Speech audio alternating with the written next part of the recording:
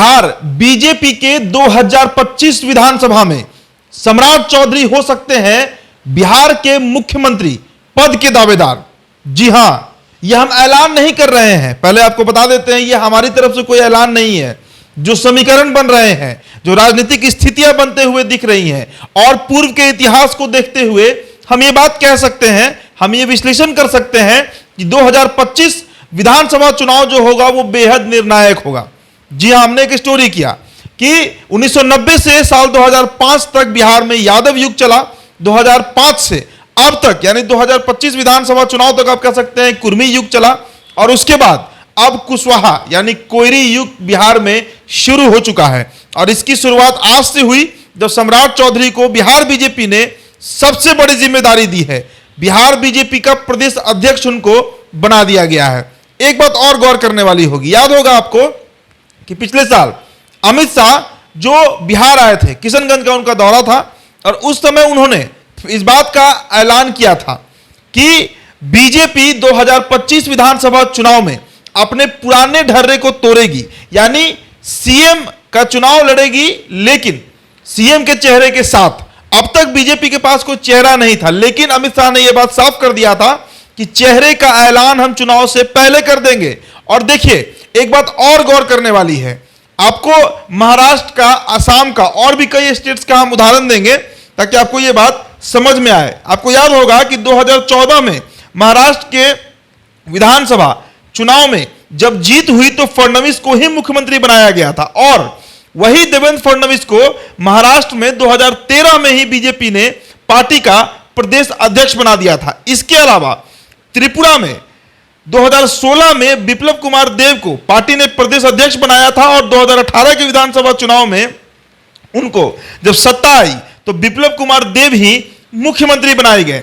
और ऐसे ही कहानी सर्बानंद सोनोवाल की रही, जो असम प्रदेश अध्यक्ष बनाए जाने के बाद पार्टी के सत्ता में आई तो उनको मुख्यमंत्री बनाया गया। तो ये तीन उदाहरण हमने दिया आपको, त्रिपुरा और भी जो दो उदाहरण, आप समझिए इससे कि देवेंद्र फडणवीस को मुख्यमंत्री बनाया गया, उसके पहले उनको प्रदेश अध्यक्ष, उसके अलावा बिप्लब देव के साथ वही कहानी हुई। और तो कुल मिला जुलाकर आप समझिए, इशारा समझिए। और देखिए, सम्राट चौधरी बीजेपी की पसंद क्यों बन गए।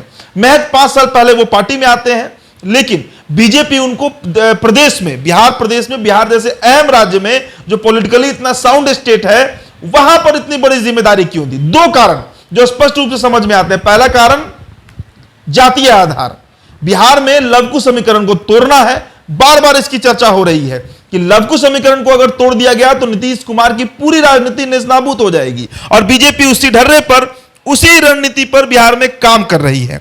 दूसरा जो अहम फैक्टर बन जाता है सम्राट चौधरी के साथ, वो उनका मुखर होना है। विगत 7 महीनों से 8 महीने से, जब से बिहार में नई महागठबंधन की सरकार बनी है, यह बात आप गौर करिए कि चाहे राबड़ी देवी हो, चाहे नीतीश कुमार हो, चाहे तेजस्वी यादव हो, या महागठबंधन के कोई भी नेता हो, मंत्री ही क्यों ना हो, उनसे आंख में आंख डालकर, मुखरता से डटकर विधान परिषद में या फिर विधान परिषद के बाहर ग्राउंड पर सम्राट चौधरी लोहा ले रहे हैं, हर सवाल के जवाब दे रहे हैं। और एक और फैक्टर आपको बता दें, आपको याद होगा कि जिस दिन बिहार में सत्ता का हस्तांतरण हुआ, तेजस्वी यादव उप मुख्यमंत्री बन गए, तारकिशोर प्रसाद रेणु देवी उप मुख्यमंत्री पद से हटा दिए गए, यानी बिहार में महागठबंधन की सरकार बनी, उसी दिन सम्राट चौधरी ने एक मुरेठा बांधा भगवा रंग का, और कसम खाए सम्राट चौधरी की ये मुरेठा उसी दिन खोलेंगे जिस दिन नीतीश कुमार को बिहार की गद्दी से उतार देंगे। इसके अलावा अमित शाह की अगर बात कीजिए आप, तो अमित शाह के बेहद पसंदीदा नेताओं में से एक है सम्राट चौधरी, बहुत करीबी भी बताए जाते हैं, और अमित शाह से लगातार वो संपर्क में भी रहते हैं, और अमित शाह के ही इशारे पर उन्हें बिहार में इतनी बड़ी जिम्मेदारी दी गई कि पूरे बिहार भाजपा इकाई का उनको अध्यक्ष बना दिया गया। तो कुल मिला जुलाकर ये बात हम कह सकते हैं कि 2025 का जो बिहार विधानसभा चुनाव होगा, उसमें सम्राट चौधरी जो है वो सीएम फेस हो सकते हैं। इसकी प्रबल दावेदारी होगी उनकी, और इसका प्रबल चांसेस भी बनता है।